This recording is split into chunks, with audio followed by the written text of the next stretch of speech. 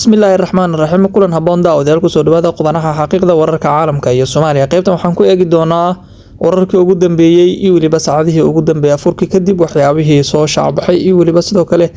dadaalada sida weyn loogu xoojinayo dagaalka ka dhanka Iran iyo Israa'iil maxaa ka soo kordhay xiisada bariga dhexe maxay tahay talaabada waqtigan ee sida weyn markaasi Qatar ay shaaca ugu qaaday afayeenka wasaaradda arrimaha dibadda Qatar Ajed Al-Ansari oo beeniyay in Qatar markaasi ay ka qayb qaadatay weerar markaasi lagu qaaday Israa'iil maxay ahayd xilligan eedeynta loo jeedinayo dowladda Masar dowladda Qatar oo la tilmaamay in weerarada dhacay qayb ay ka noqotay sidoo kale waxaan eegi doonaa Xisbullah oo ku dhawaaqay in ay bilaabeen weeraro isku dhinacay oo ay markaasi uga hortagayaan dhaqdhaqaaqyada Israa'iil waa isla markaan talaabada Xisbullah ay wado iyo waliba qorshayaasha ka dhanka maxay ahaayeen hanjabaadaha culus ee waqtigan ay direen waan ku qaadaligi doonaa waxaan sidoo kale eegi doonaa Israa'iil ayaana wax yar ka hor duqeyn culus markaasi ku garaacday garoonka diyaaradaha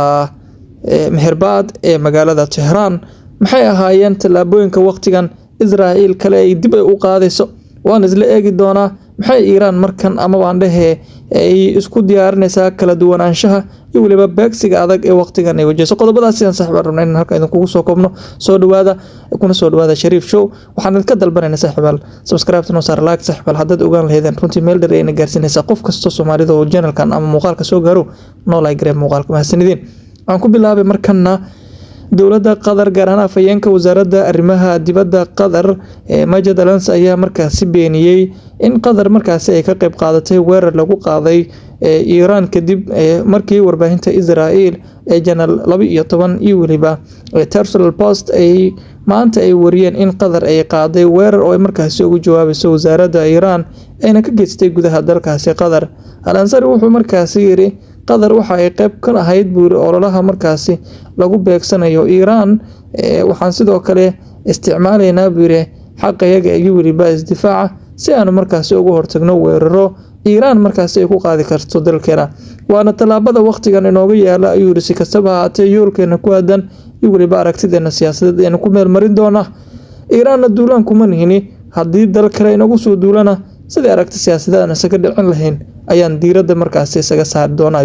waxa sidoo kale uu sheegay in talaabo kasta loo qaada iyo yool kasta uu ku imaadayba diyaar aan u nahay inaan gabi ahaan markaasi aan soo afjari doono hadaba wixii kala ka soo kordho waan isla qaadal dhigi doonaa dhinaca kale haddii aan fiirino Xisbullah ayaa ku dhawaaqday in ay markaasi bilaabeen weerarada markaasi iska caabinta ah oo ay markaasi uga hortagayaan dhaqdhaqaaqyada Israa'iil ay ka wado koonfurta Lubnaan iyadoo markaasi dhowr mar la sheegay in ay burburiyeen taangiyo iyo waliba ciidamo Israa'iil ay lahaayeen sidoo kale markaasi iyo waliba diyaaradaha aan duuli lahayn oo ay ku weerareen Hayf iyo waliba sidoo kale baltilmaameedyadooda ay ku yaala gudaha magaalada Israa'iil sida ay markaasi ay urinayaan Xisbullah waa ay cadeystay markan go'aankooda ka aadan ama ka dhanka ay gabi ahaanba sidii ay qayb ugu noqon lahayn colaadda bariga dhexe ee waqtigan ka socota iyo waliba saameynta ay sida weyn ay markaasi yeelan karto walow la tilmaamayo ilaa ay haatan inaan wali markaasi ugu joogsanin laakiin si indho daraan darahi ay qayb ay ugu noqonayaan dhinaca kale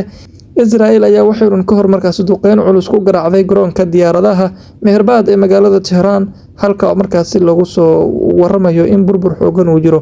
Iran duulaankeeda ka dhanka marna si ugu harin wali way ku haydaa guud ahaan